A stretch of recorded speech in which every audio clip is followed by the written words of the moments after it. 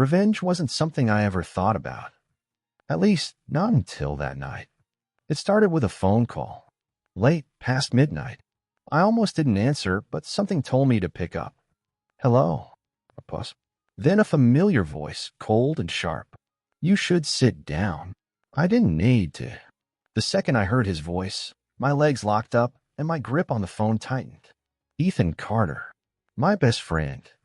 At least, he used to be. I swallowed hard. What do you want? A slow exhale. I have something you need to see. I checked the clock, 12:37 a.m. Can't this wait? Another pause. Then, no. Meet me at Hunter's Point. Now, the line went dead. I stared at my phone, my mind racing. I hadn't seen Ethan in over a year. Not since everything fell apart. Not since he betrayed me. And yet I got in my car. Because no matter how much I hated him, I knew one thing for sure. Ethan wouldn't have called unless it was serious. Hunter's Point. The place looked abandoned.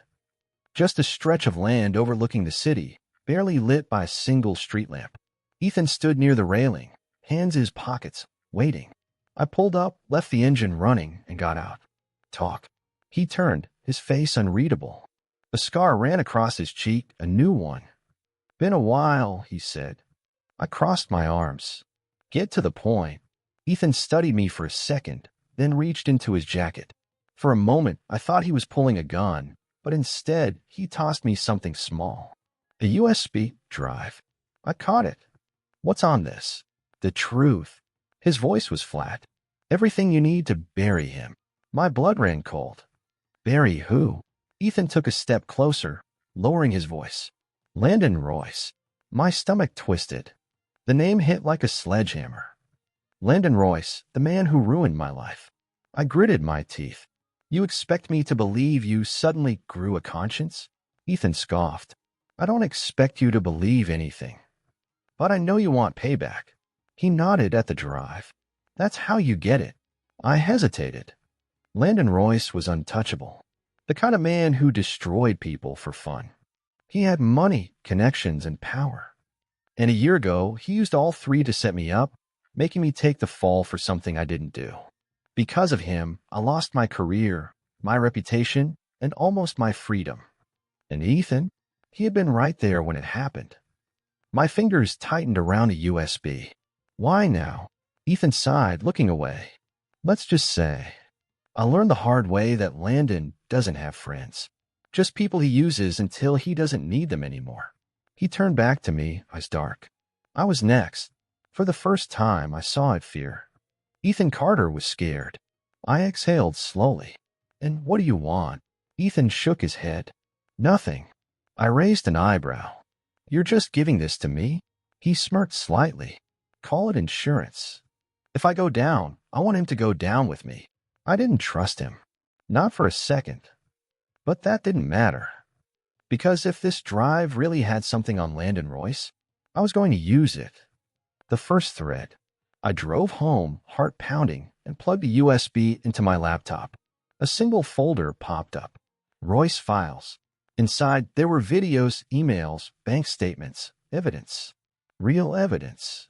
Bribes. Blackmail.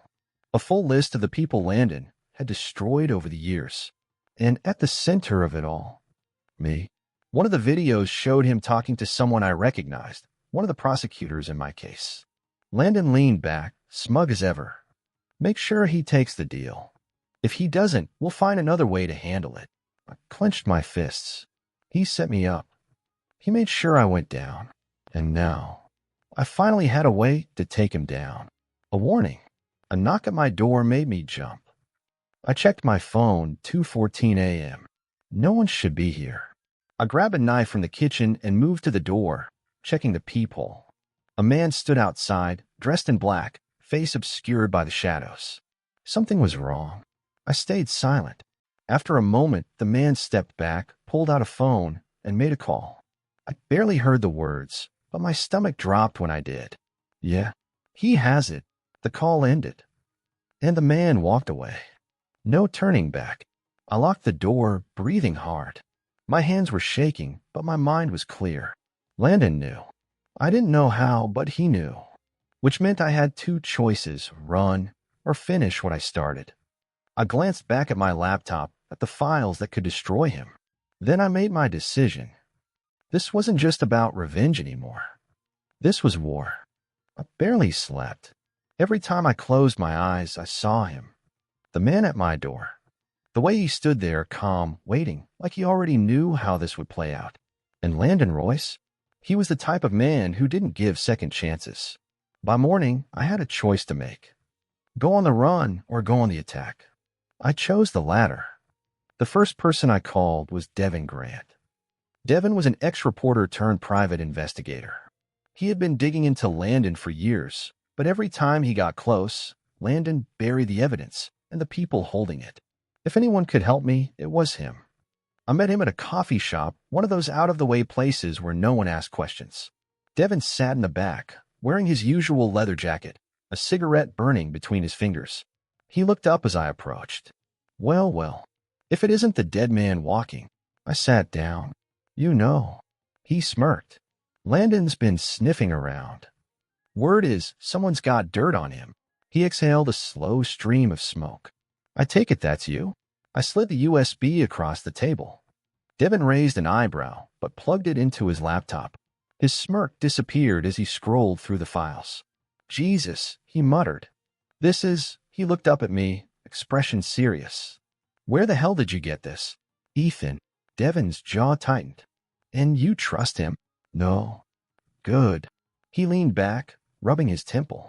Because this is enough to burn Royce's empire to the ground. I exhaled. So what's the move? Devin closed his laptop. We go public. I hesitated.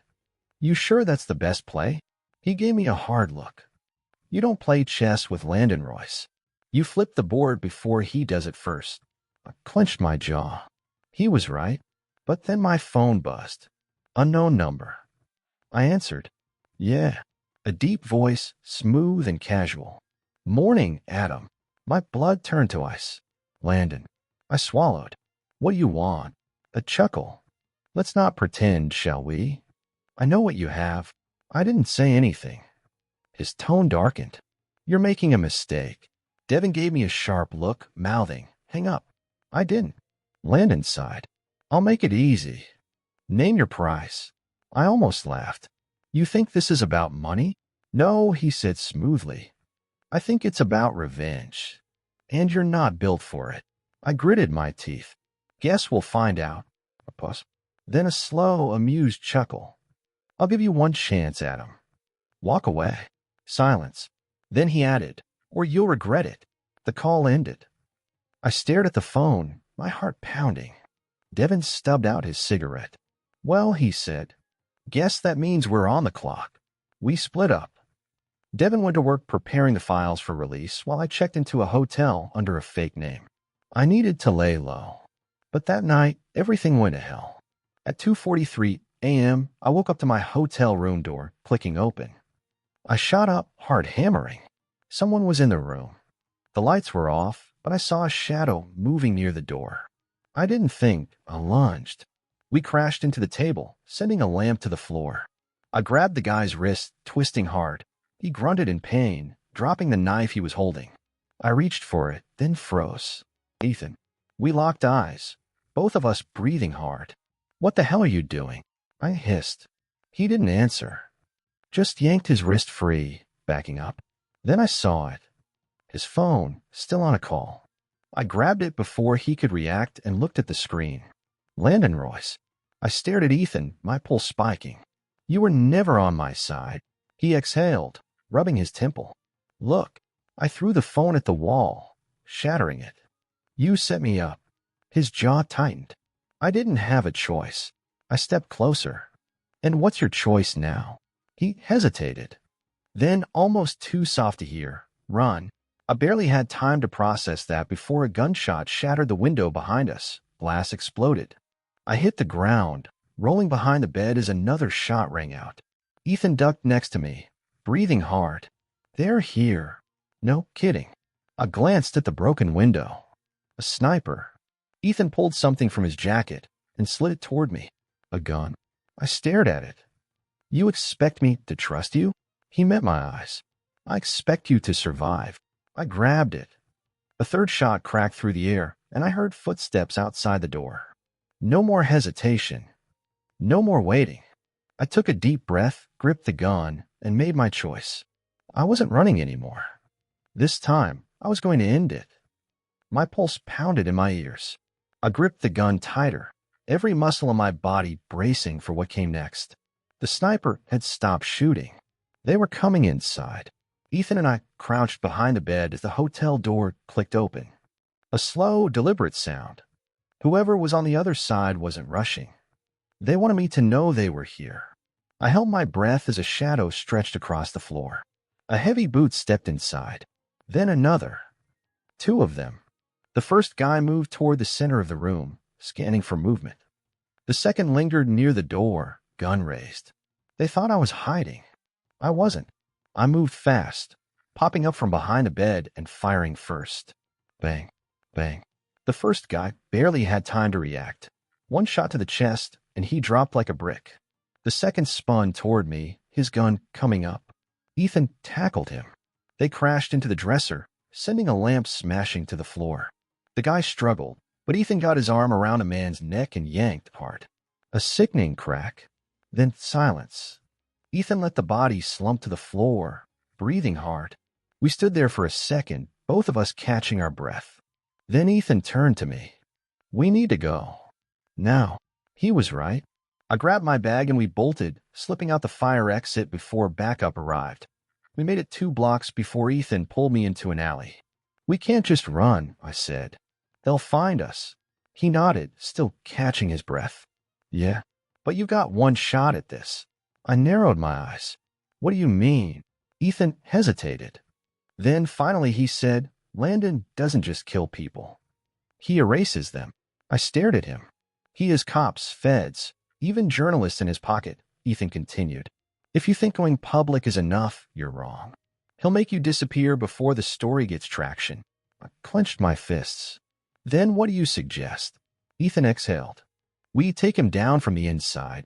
I stared at him, waiting for the catch. "There's a club," he said. "Landon's personal spot.